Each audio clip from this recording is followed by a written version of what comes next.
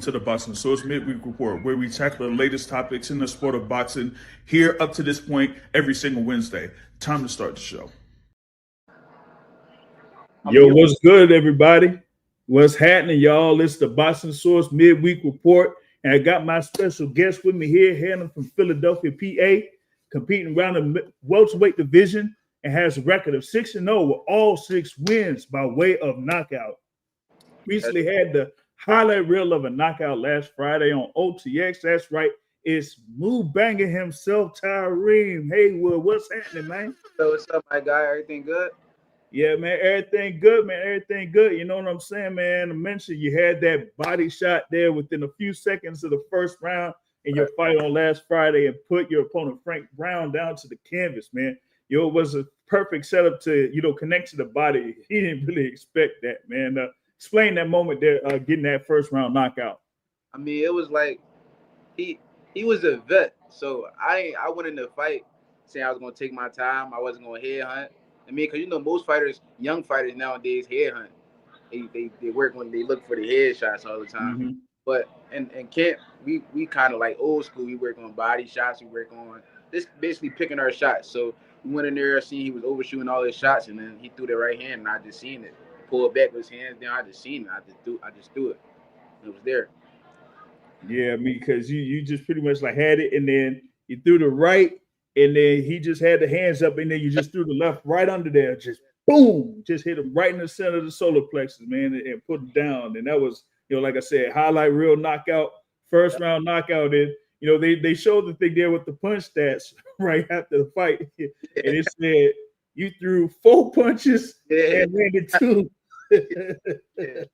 Yeah. Hey, that's all you needed, though. That is all you needed was the 2 punches. You know what I'm saying? One shot can change the whole fight.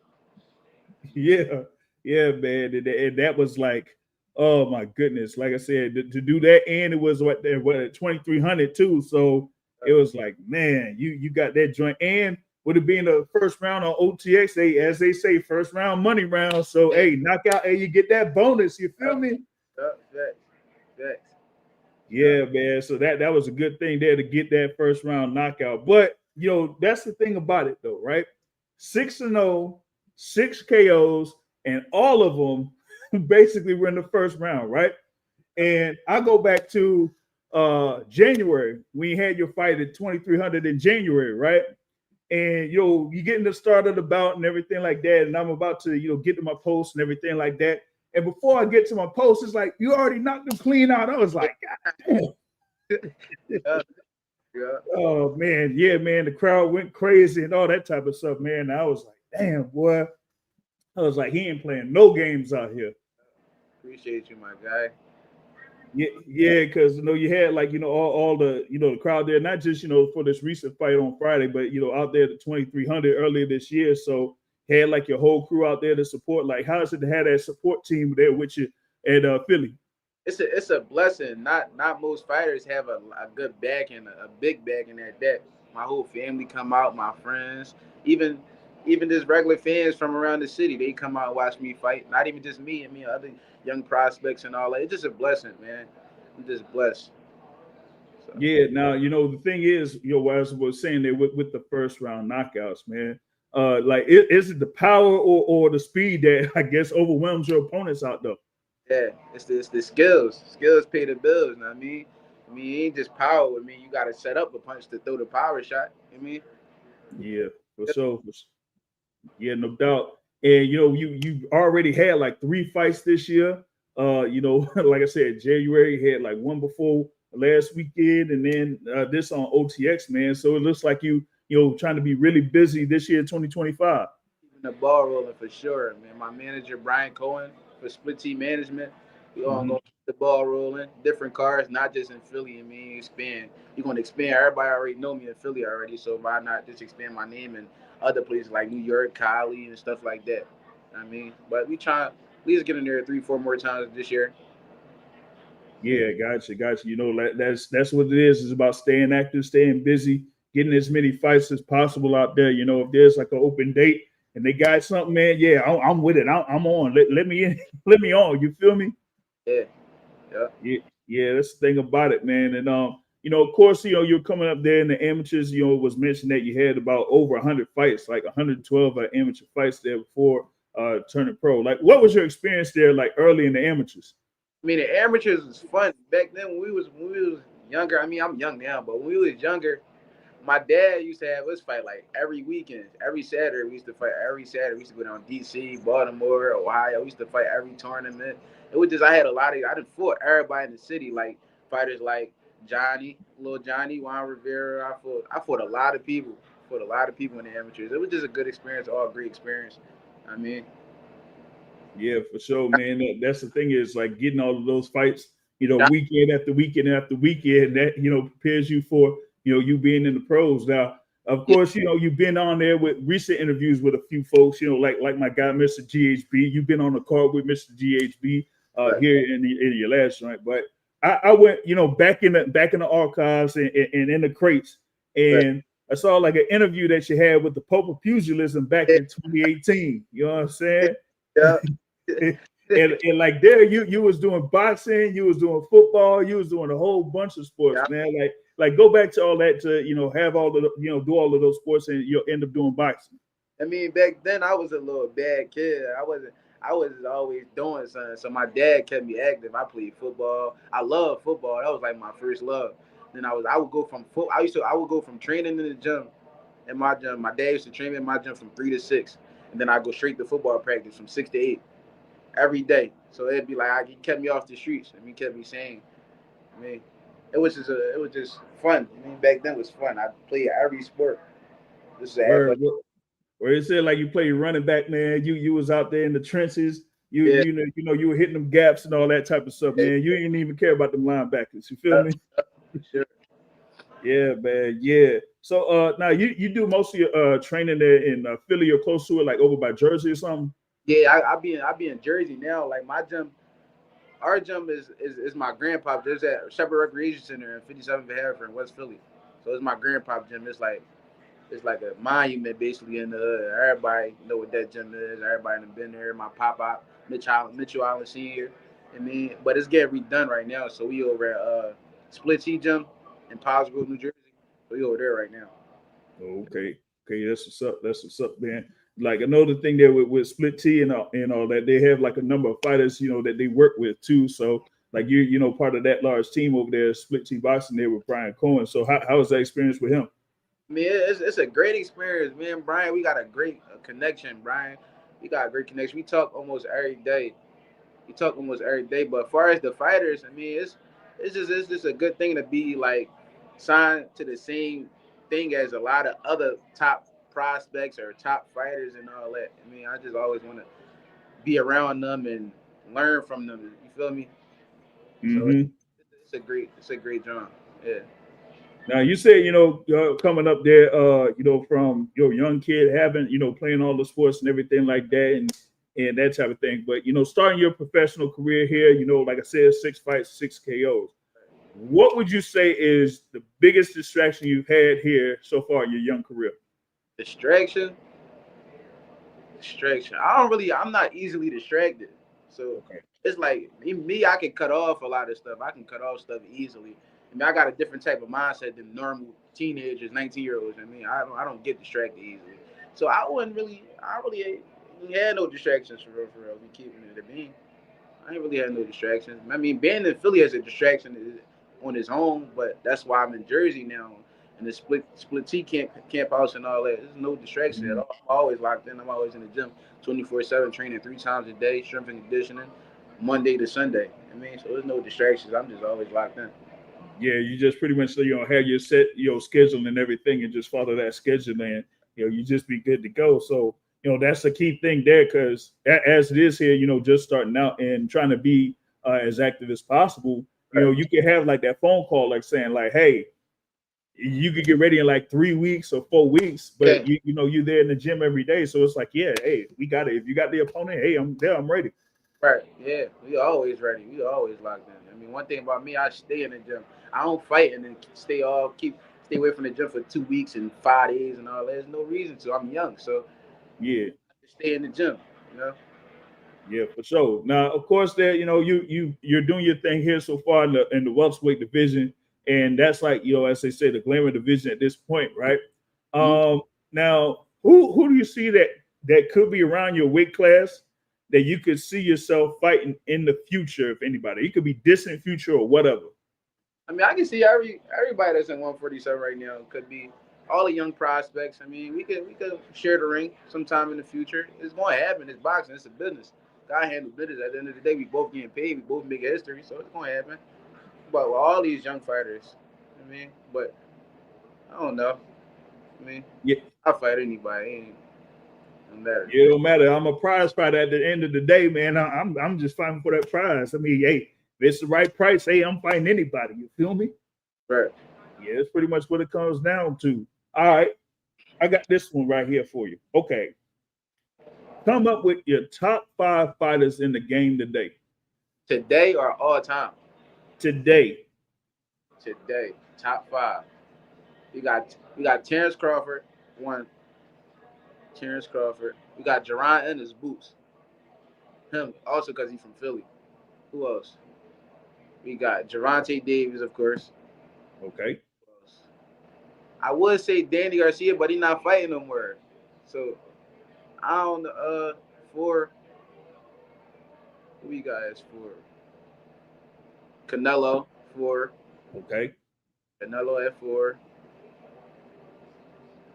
Um, and Atif Overton. It's a fighter from Philly. That's my big bro. Atif That's Calvo. You know what I'm saying? That's Calvo right there. Yeah.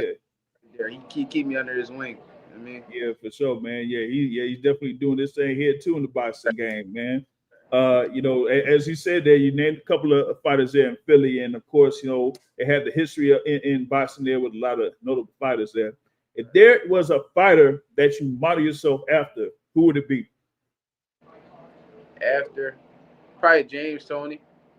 Because Mm. a lot of people ain't they seen power. I mean, I wasn't always power. I just got Mhm. older and a lot stronger. A lot of people don't see the other side of me. I mean, a lot of people that's in the gym with me see it, but the fans don't see it. I got skill. I can bang. I can box. I can fight going forward. I can fight going backwards. That's James Tony right there. I mean, a lot of people Yeah. they gonna see it real soon. though. Trust me. Competition is gonna keep getting higher, and I'm gonna keep getting better as the competition getting better. You know what I mean? And like you, man, hey, James Sony was a gym rat too. Like he lived in the gym every single day. You know what I mean? So Yes. he definitely had all those type of stuff there. Like you said, power, defense, slip in, all that type of stuff. So that's a definite good fighter to model yourself after there on that, right? All right. So I know it's been about 6 fights in, but what would you say is the freshest fit you walked out to the ring with? My 4th fight in January, I had the NR. It stands for No Risk, No Reward. It's a brand. One of my big bros, his name Pooh. He Mhm. sponsored me for that, John. I had that on. It was like cow print. I mean, because my name Moo, cow print. I mean, brown cow print with the NR patches all over. That was Yeah, right. That was fly. You know what I mean? word for sure. All right, so we're gonna fast forward to a few years from now, right? You're still undefeated, and you're about to have the biggest fight of your career. You're about to walk out to the ring to the song that gets you hyped up the most. Yeah. Who's walking you out? Who's walking me out? Yeah, Chief Keef. He coming out. We coming out to Finito. I mean, coming out to that. That's gonna give me hype. word. That's the joint, man. That's the joint. And now you were talking about the joint with the top 5. So all right, let's go all time then. All the time. Yeah. We got Aaron Pryor. We got Tommy Hearns. We got James Toney. We got Sugar Ray Leonard. And who last? Marvin Hagler. We gotta put Marvin Hagler. That is a list, boy. That is a list for sure, man. That is definitely a list for I sure. watch. I watch. I watch all the time. I don't just watch today's fighter. I watch back in the day fighters. I watch fighters from the 50s. I mean, I watch a lot of fighters just to see even their training vids. I don't just watch their fights. I watch how they trained and everything like that. I just like watching boxing. I just like staying in the gym and all that. I mean, that's why I feel like I'm gonna be champ. Just being able to take in all the information there. Not just what they do inside the ring, but how they prepare themselves for these fights because that's what it is. It's pretty much like everything. How you prepare for the fight is how you're gonna perform in the fight. So you can't really, like I said, you can't cut corners, no shortcuts, none of that. You feel me? Yeah. Yeah. So that's we in the pros now. It's too late. Can't cut corners in the pros. Yeah. Have a mistake, it's over. So yeah, I mean, you just coming in the game there, like I said, currently like 19, got in last year and things like that. So how you say like you didn't really have that much transition from amateurs to pros, because it's like you was pretty much geared to be a pro fighter probably when you were like 16 or 17 years old, right? Yeah, for sure. I mean, I never had an amateur style, like a fast, twitchy style. I always had like a slow counter puncher, boxer puncher style. My dad always told me that. I mean, so it was like transitioning to the pros. It wasn't necessarily easy, but it was just like I'm made for the pros. I mean, it was just like heavy, please. Yeah, because with the amateurs, it's more about activity and trying to lean as much, but and yeah, and just having that catch and shoot or just slip and then counter, that definitely works in the pros. Big ups to those what in the live chat there. Best out of 815 in the building, checking in here with Tyreem brother Haywood here. Now originally, your nickname there was like Moo Moo, but then you had transition over and said Moobanga. So like, where did the Moobanga come from off that? Moobanga, I mean, my name's still Mumu. It's always Mumu. Everybody that knew me since I was younger, they always still see me as Mumu because I'm still young. But Moobanga came through from fighting the amateurs. I would fight and I would like it came as I got older though. Like towards the end of my amateur career. Like I would fight and I would like punch. Like I could punch in the gloves, I could punch. Every time I hear boom, boom. So one time one of my coaches, his name Marquise, he was like after the fight, he was like, yo, I'm gonna start calling you Moobanga. Yo, you hit hard as hell. Like, I just stuck with it. Everybody started calling me Moobanga. I changed my Instagram name to Moobanga and all that. And it just go now. I mean, especially pros, it go. Yeah, sick, man. And you talk about doing that work there in the gym and everything like that. So how is it having that with your coaches? You had like your long standing relationship with your coaches there coming up and things like that. So how is it like doing all that? With me now, been there with me since I was just 3 and 4, just in the ring. My dad, Damon Allen, my uncle Ronnie McCoy, Marquise. We been there since I was younger. That's my other uncle. I mean, it's all running the family. You know what I'm saying? It started with my big brother though, Damon Allen Jr. They was all his coaches, but I was coming up after my big brother. I always seen my big brother. So then that's when they start, training me. And once they seen I was serious about it, now we locked in with it now. Now we gonna go all the way. So what's been like the whether it's inside the ring or outside the ring, the scraps with your brother? With my brother, I mean, we be good. We be talking sometimes about him getting back in the ring. We used to spar when I was probably about 15. He used to punch on me a little bit. He used to make me mad. I always used to say, when I get older, I'm a sparring when I get older. And he like, no, he ain't sparring now.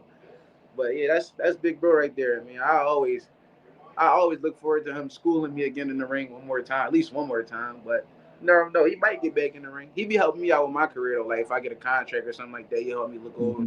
He know the game, he know that side of the game. So yeah.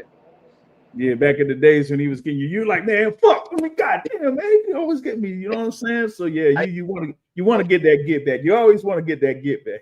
That's the thing about it. Yeah. Word, man. So like I said, man, you got that first round highlight reel knockout there on OTX Boxing, man. We definitely want to see more of you there on the OTX.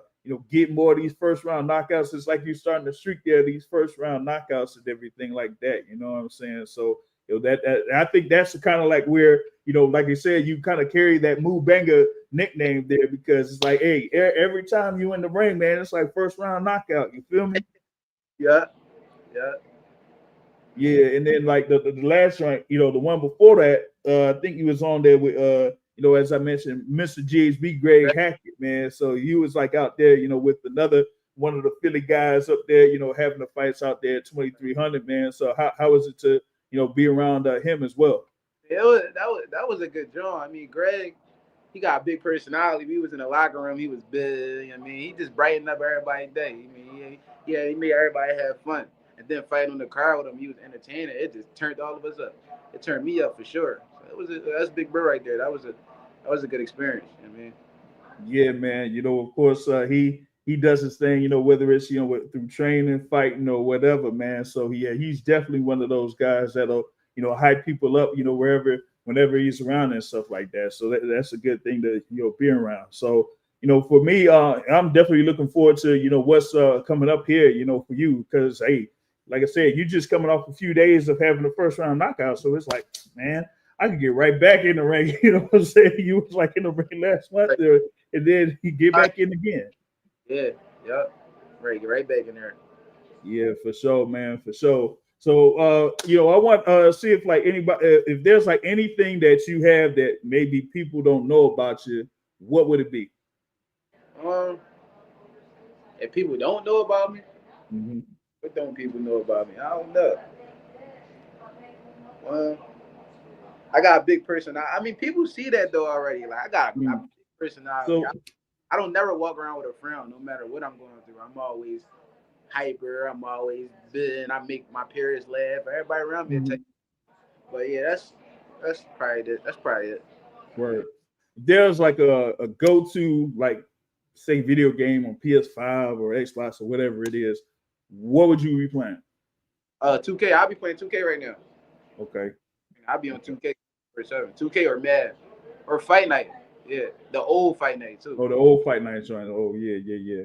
Nah, man, I got too old for all that. I don't even know what's the newest damn game or whatever it is. I know they got the college football or whatever that's supposed to be coming out too, but yeah, I don't even be catching up with all that. So you know what I mean? So I mean that's kind of like the stuff that you do to kind of like loosen up and things like that too. After being in the gym a good little minute or a few other things as far as like you said, being prepared for a fight. So hey, you get on the sticks or whatever, play the man, the 2K, and just get it cracking. You feel me? Yeah, yep. Yeah, no doubt, man. So big, definitely was thankful for you to join on here with me, man. We want to see more from Moobanga here coming up real soon. You feel me? So once again, tell the folks where they can follow you at, not just in like Instagram, but if you got anything else on social. You can follow me on every platform. Instagram, TikTok, Twitter at Moobanga. Moobanga. Moobanga. Yep. Yeah, no doubt, man. So big thanks, of course, here for taking the time to jump on here with the Boxing Source. And once we get news of another fight here that you got coming up there, we're gonna check up there with you. Of course, like I said, 6-0, 6 KOs, all in the first round. That's right, Tyreem Moobanga Haywood, man. That's it. There he is, y'all. Big thanks once again for joining us here, man. I appreciate you, bro.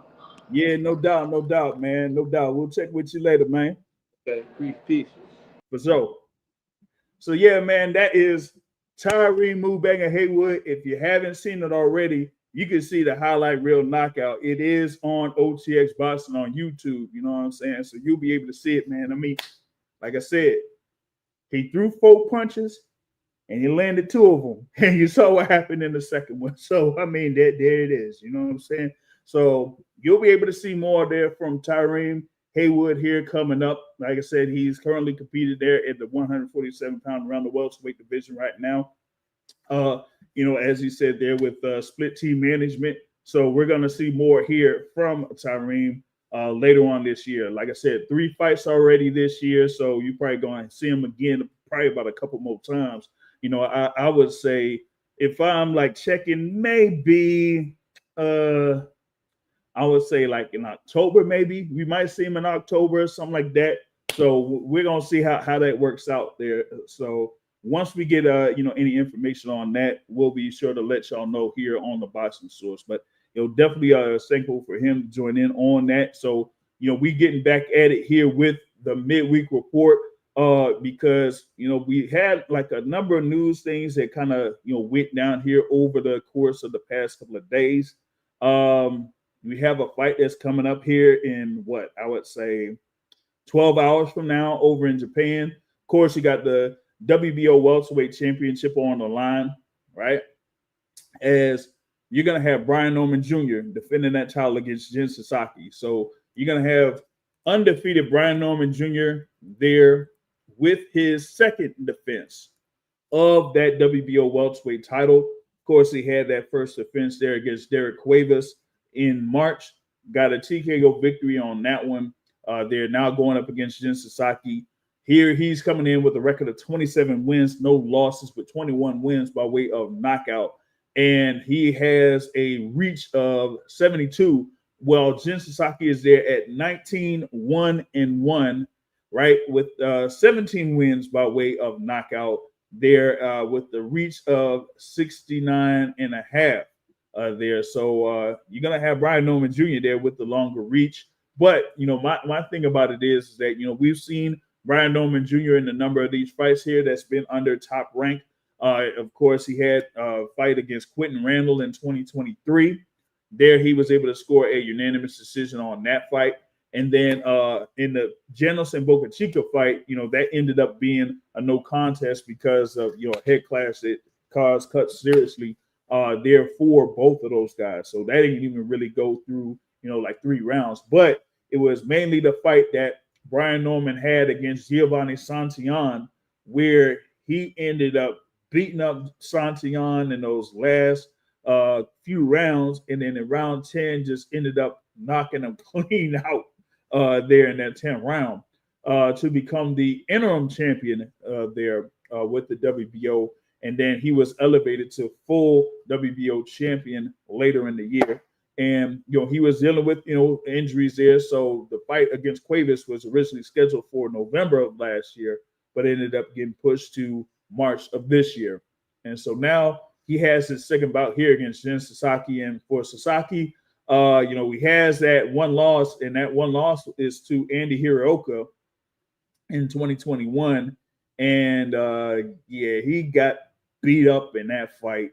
And then ultimately, got stopped there on that. And he was supposed to be competing at 140 pounds in that, but he ain't make no 140. He wasn't even anywhere near no 140 for that fight, but still ended up getting beat up by Andy Hiraoka in that fight. Ever since then, he's had a string of TKO victories with the exception of the decision win that he had in January and one draw that he had there. That was against Kotaro Sakin, who was 3-0 there. Yeah. But, okay, with that being said, right, he had, his win over Camille Bala, was able to stop Camille Bala in 2024, and a couple more knockouts. But, for me, it's more of like his style, it's a come forward style.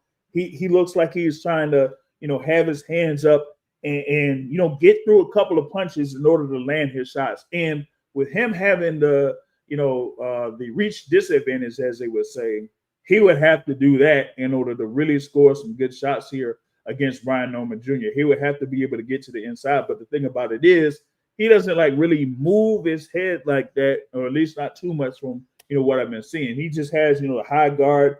Tries to block, and then just get the punches in. Could be counters, could be just high guard. But the thing is, he has his high guard and leaves his face open for jabs. Because I've seen him get tagged with a few jabs even while having his high guard. So it's not like he's really moving, try to paw away the jab or try to move and slip. So he'll have the center of his face open basically for the jab to land, and for someone like Brian Norman Jr. who'll have the reach advantage. He could start off with the jab, and then also he could use a hook to get around this high guard, because once you have the high guard, you're having your hands pretty much right in front of you. You're not having it to the side where you can move to the side and be able to catch hooks. And I haven't really seen Jin Sasaki really do that here in the number of fights that I've seen him in. So for me, I'm heavily favoring Brian Norman Jr. here in this fight. If he's at the top, pretty much could be at the top of his game. It said, he had surgery last year, and we kind of seen parts of what that means there for Brian Norman Jr. in his bout against Derek Cuevas, and Derek Cuevas just didn't really have much of a shot there. You know what I mean? So here, now we get to see him against Jin Sasaki in Japan, right? And yeah, we know that Jin Sasaki, went into the locker room of Brian Norman Jr. after Norman's win over Derek Cuevas and pretty much recited a 4-page letter or something. I don't know what it was there in the locker room. But hey, now they're gonna fight. Now they gotta fight. They done had the weigh-ins, they done had the face-offs, all that type of stuff. So now it's time for them to fight. I don't know what's up with BoxRec, because BoxRec got Jin Sasaki rated at number 3 at welterweight at BoxRec. Yeah, I know it's some point system there, but come on, man, you're gonna have Jin Sasaki as your 3rd rated welterweight in the whole division. Yeah, that's absolutely insane. So yeah, I'm highly favoring Brian Norman Jr. there. I'm trying to check the odds of whatever it is to see what they got as far as who or how much that Brian Norman Jr. is the favorite, right? So I'm gonna go ahead and check those out, because usually I do that here for the midweek report. We kind of go into the odds there for these fights. And so coming up, you got Brian Norman Jr. at -550, so he's more than a 5-1 favorite in this bout against Jin Sasaki. This on the DraftKings, cheap plug there, for entertainment purposes only. The whole lingo when it comes to that. Jin Sasaki at +380, so almost a 4-1 underdog. They got it over under is 9.5 rounds with -110 for over and -125 for under. I'm going for the under. On this. They're really leaning towards Brian Norman Jr. by KO. So am I. But listen, I'm just not really too confident in the defensive skills there for Jin Sasaki in this bout. And I think it's gonna mark for a lot of punishment over the course of rounds that'll happen. So I'm saying around round 6 or 7 for the KO or TKO for Brian Norman Jr. in this bout. Now the thing is, it's Sasaki at +380. Hey, that's kind of a pretty sizable underdog. Like I said, 4-1, almost 4-1. But yeah, I'm definitely leaning towards Brian Norman Jr. there to get the win. You're also gonna have another world title bout that's part of this, as Christian Araneta goes up against Danon Sack-Simsri in the light flyweight division for the vacant IBF light flyweight title. That one has almost very close odds, with Araneta at -150 and Simsri at +120. So those are those odds on that front, man. So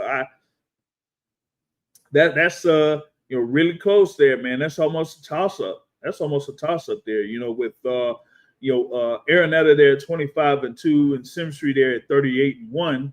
Yeah, that's close to a toss-up. You know what I mean? If I'm not mistaken, I think that Simsri was competing at minimum weight or whatever it was, but maybe it was, maybe it wasn't. But hey, when you have almost 39 wins, yeah.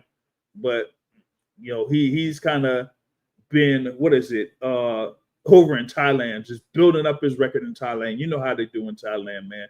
You could have about 100 or so fights in Thailand and be 100-0 or something. You know what I mean? So that's kind of how it is with that. You feel me? So with that being said, now we got those 2 world title bouts as part of this fight card. It's going to be on ESPN Plus here in the U.S., but that fight card starts at around 4:30 a.m. Eastern time. I ain't waking up at no 4:30 in the morning to watch all them fights. They pretty much said when the main event is going to be, it's going to be around 7:15, 7:30 a.m. Eastern time. Yeah, that's pretty much when I'm gonna basically wake up, is around that time frame. 7:15, 7:30 in the morning. That's when they say that they're gonna have the start of this Brian Norman Jr. Jin Sasaki fight. So yeah, that's why I'm gonna be getting up for all of that too. So that's kind of what I'm looking at here coming up for the Thursday night, right? So you got that coming up on Thursday. And that's, for me, that's, mainly the focus there. I know that, there's fights on Saturday also. There's going to be something over at the Prudential Center in Newark, New Jersey, right? You're going to have Vito Milnicki Jr. There. That's going to be part of the main event. That is kind of like, a hometown type of thing. He's from not that far away over in Roseland, New Jersey. He's going to be going up against undefeated Camille Garzelik. They're over in Newark. You're also going to have Jihad Tucker versus Lorenzo Truck Simpson on that fight card. That is the one that a lot of fight fans are looking towards, right? Is Truck Simpson there against Jihad Tucker? Now, Jihad Tucker, has been on the thing there with Top Rank for a good little bit. For me, it's kind of been notable that he, wanted to have a fight with Xander Zayas some time back, right? And there was I think it was one instance where he had a fight scheduled and he ended up missing weight, completely missing weight. And, folks out there, I guess in Top Rank didn't really, they weren't really all too happy about it. But after that, they kind of matched him up tough in some of these 8-round bouts, with tough fighters and things like that. But, he's kind of gone through those bouts, was able to win a number of them. His last one, he won against Troy Williamson back in April.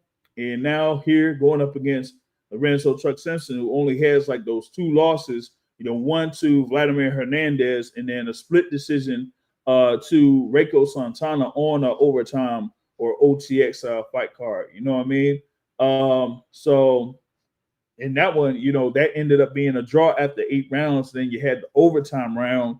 And in that overtime round, that's when Santana got that, that 9th round for it. So that's where those 2 losses come from for Truck Simpson. But, you got Truck Simpson. He's been doing work, over at the gym over in Upton, over in Baltimore and things like that. So, a number of people around, the area, this area here, DMV area, looking forward to seeing what happens here with Truck Simpson. Now, for some time, he's been out there in Upton, and other times, he's been, out in Texas, right, with Coach Ronnie Shields, who is going to be the head trainer for Vito Milnicki Jr. So, that was it. It was Ronnie Shields had been, there with Truck Simpson, there with, Vito Milnicki Jr., of course, a number of the other fighters that are there. We also, of course, have David Morrell Jr. that's out there. You got You got a couple of super welterweights out there. Yoenis Tejas is out there. Andreas Kasarakis is out there. You got young heavyweight that's out there that fought a few weeks ago, and he has another fighter that's going to be coming up fighting on Friday too. So there's a lot of activity out there in in Houston or outside of Houston there for Coach Ronnie Shields. So here we just looking to see with Vito Milnicki Jr. Against Camille Garzelik. That's a tough name to say right there. To see what happens in that particular fight card here coming up on Saturday night. That will be on ESPN Plus there. And there's supposed to be fights on the Zone as well. That's going to be on Friday too. So we're gonna have it's gonna be a number of active fights coming up Thursday, Friday, and Saturday here for boxing junkies, you would say, right? So you got all of that there to look ahead to, and that's pretty much most of the schedule. Now, as far as any other news that's coming up, now Friday, I think it's supposed to be Friday, scheduled for Friday, is the first press conference for Santos Saul Alvarez Barragan and Terrence Allen Crawford. And the first one is supposed to be in Riyadh, Saudi Arabia. Okay. The second one looks like it's scheduled to be on Sunday in New York City. There's annual Fanatics Fan Fest. They're in New York City around this weekend. And so they're going to see about having Canelo and Crawford there in New York City for that Fanatics Fan Fest and have that press conference be there, or the second press conference be there, right? So that's supposed to be, of course, for the undisputed super middleweight championship. Excuse me. And so that being said, the talk is, they're gonna have it at what I've seen posters there for Allegiant Stadium. So Allegiant Stadium, September 13th. Now, I've said this for a while, said this, for weeks. September 13th is scheduled to have a college football game there. Are they gonna move it as far as like the date, the time? Who knows?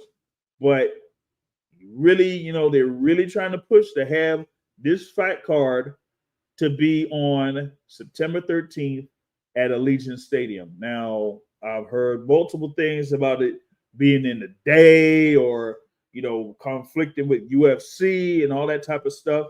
Yeah, I mean, I don't know. You know what I mean? And here's the other rumor out there. It said that so PBC could be on ESPN. Interesting.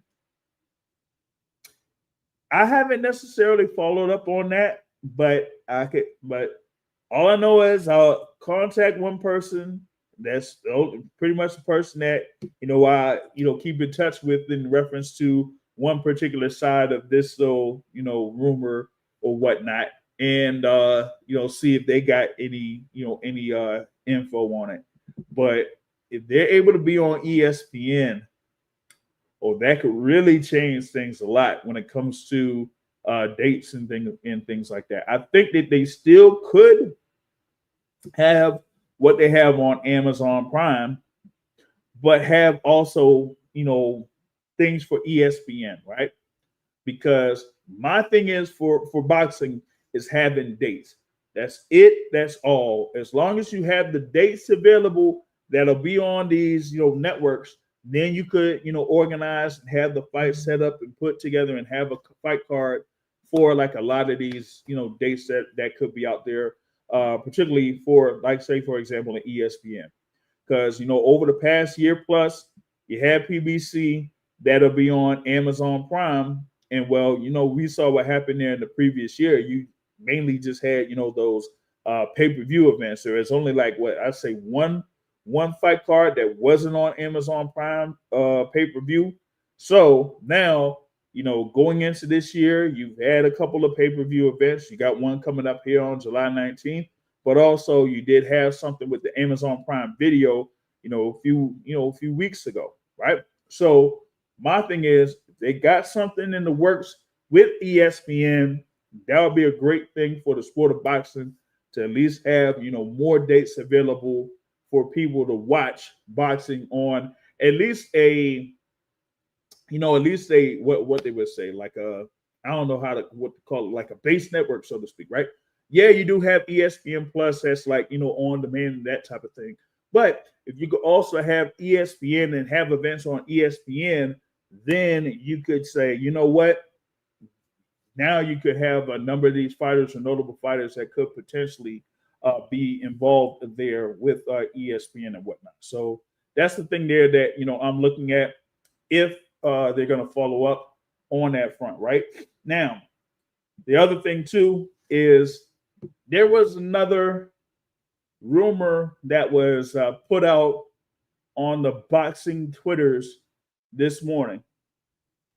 And once that was put out, a couple of people contacted me about it. It was put out on social media and stuff like that. And it involved a certain fighter that was a longtime world champion that hadn't been in the ring in a long time. And so when I initially saw it, I was like, what? I didn't see any of this coming. So I'll just put it this way. After I saw it and someone contacted me about it, I, as a, what do they say, a broadcast journalist or whatever they call it, Bobby the Brain Heenan, broadcast journalist, that type of stuff, right?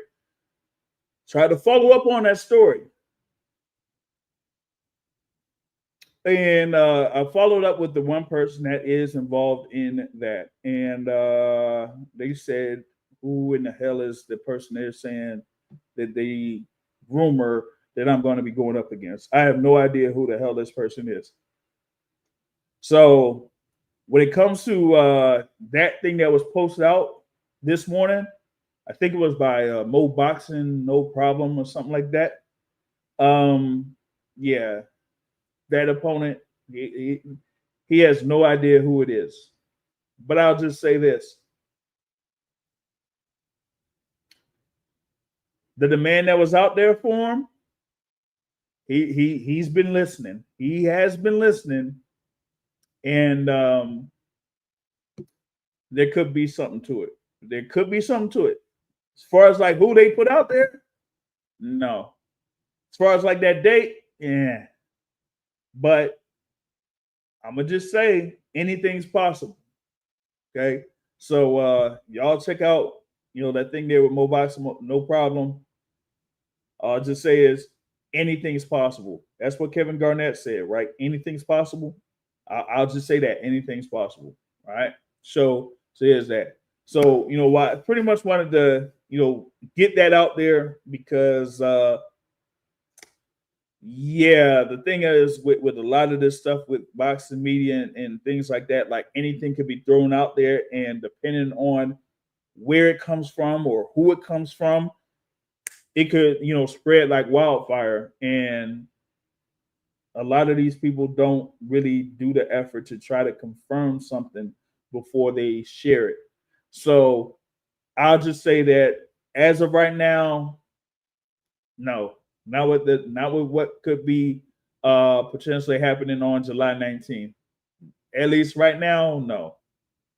I'll just put it like that. Now, what I would say, last thing here, real quick on the midweek report. Of course, they had the recent news of Jerome Boots Ennis saying that he's moving up to 154 pounds. Of course, he is the IBF welterweight champion, the WBA super champion at welterweight, and the Ring Magazine and Lineal champion at welterweight. Now, of course, most of this decision was mainly predicated on two things. One, with Jerome Boots Ennis being at welterweight for the entirety of his career here. What is that? 34-0 with 30 of those wins by way of knockout. All of those fights have been in the welterweight division. The second thing was, and he mentioned this, there through YSM Sports Media, that he wanted to win the world title, and then be able to unify or at least be undisputed. Now, the thing with him being the IBF mandatory and not being able to face the IBF champion and just being, given that IBF belt, he said, you know what? Nah, that ain't enough for me. I want to be able to at least unify in the welterweight division. So that's why he pursued last year Mario Barrios and Brian Norman Jr. Mario Barrios, hey, I mean, Jake Paul versus Mike Tyson. They put up the money. Hey, it is what it is. Brian Norman Jr. wasn't available.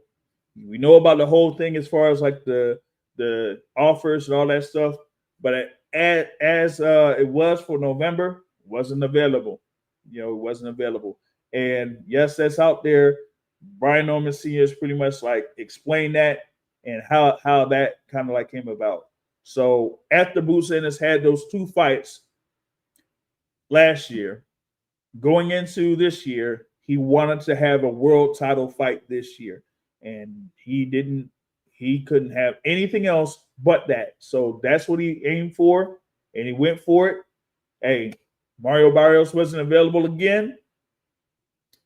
Brian Norman Jr. wasn't available, so you had Iman Stanionis. Gets the stoppage against Stanionis, becomes unified and lineal welterweight champion. So now that he's able to execute that, hey, listen, it's getting too difficult for him, or it's really hard for him to get down to 147 pounds, and he don't want to wait until 2026 to have any type of opportunity to become undisputed champion at 147 pounds. So, hey, that's why pretty much it's going up to 154. So There's a lot of interesting matchups that could be out there for 154 pounds. He likes the 154-pound division currently. He says a number of those fighters, have been around there and they've been fighting each other. So he wants to get himself in the mix. And I've kind of like mentioned a couple of fights that could be out there for Jawan Bucenis to have him get in the mix there at 154. Now, with him being the IBF champion at welterweight, as the IBF champion moving up, that doesn't immediately put you as, the mandatory challenger or like the number one fighter, so to speak, there at super welterweight. So you have him as the WBA super champion at welterweight and going up to super welterweight. Now there he could be named as the top contender there in the WBA. But I mean, that's something that we'll have to see for sure at the end of this month as the WBA releases their rankings at the end of every month. So at the end of June, we'll see where Jawan Ennis is placed at in the super welterweight division. And with that being said, yes, you do have a WBA world champion there in Terrence Crawford. You do have a WBA interim champion there in Yoenis Tejas. So you do have the possibility of Jawan Ennis facing either one of those guys. But wait, Terrence Crawford is fighting Canelo Alvarez in September. So that could leave Tejas as a possibility. A possibility. That's all I'm saying. A possibility that Bucenis could fight Yoenis Tejas. I'm just putting it out there. That's one fighter. The other fighter that I mentioned that could be a potential opponent,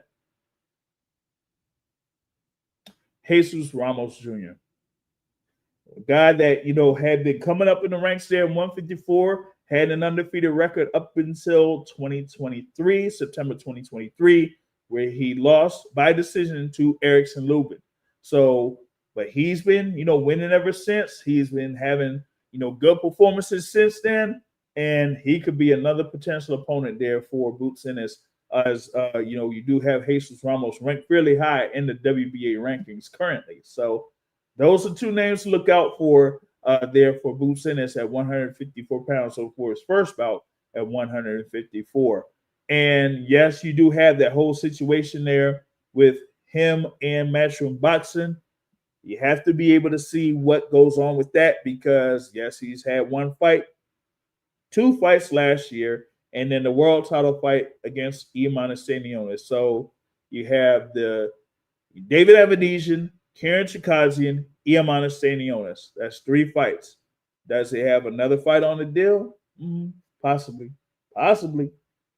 But from this point forward, we'll just have to see what could be in store here for Jawan Bucenis as he moves up to 154 pounds. So there you go. That's what I had on that. I don't know if there's like anything else as far as like gossip or whatever type of stuff. I really don't like doing much of the gossip type thing unless if it's like possible fights that you could come up with, like, I don't know, Rolly Romero versus Devin Haney. Maybe that. Yeah, I know about the whole thing with Richard Hitchens and Gary Antoine Russell. That should be a fight there for unification at 140 pounds, especially if Richard Hitchens and Teofimo Lopez ain't going to be fighting each other. IBF and WBO super lightweight champion, they're under the same management team. And, well, I guess, they can't, get a fight together. But, hey, it is what it is on that front. Because we're going to have a number of these fighters also at 140 that's going to be in the mix. It's going to be in action. You're going to have, the WBC champion there with Alberto Puello going up against Subriel Matias on July 12th in New York City. So you got that on one front. And then we got to wait to see what's up with Gary Antoine Russell and his situation there with the WBA title. So we got to look at that and see how that is going to sort itself out. Hopefully we get more news on that in the next couple of days. I'm trying to follow up with that. Also have, someone else here around the area that, could follow up with that. So Once we get more information on that, we'll see if we can get that to you here on the Boxing Source. So with that being said, that's what I got here on the Midweek Report. Big thanks once again to Brother Tyreem Moobanga Haywood for joining us here at the beginning of the Midweek Report. Of course, like I said, go back, look him up on YouTube. OTX Boxing, they got the highlight reel knockout on there that he had last Friday, and we're gonna see more from him here this year. So y'all be on the lookout for Tyreem Haywood here doing this thing here currently in the welterweight division. We'll see if he stays there at welterweight here for maybe a couple more years, and then after that he'll probably move up or something. We'll see. You know what I mean? So got that and more here from the Boxing Source. The Boxing Source podcast scheduled for Sunday night at 7:30 p.m. Eastern time. Scheduled for Sunday night, but there's gonna be some activities going on this weekend, and I'll be highly involved in. Okay, that you could say extracurricular activities or whatever it is. All right, but with that means there's no guarantee that the Boxing Source podcast will be live at 7:30. Might be on for tomorrow. Not tomorrow. It'll be on for Monday evening. So we'll see how that goes. So with that being said, that is it here for the Boxing Source Midweek Report. And I'll catch y'all later. Peace out.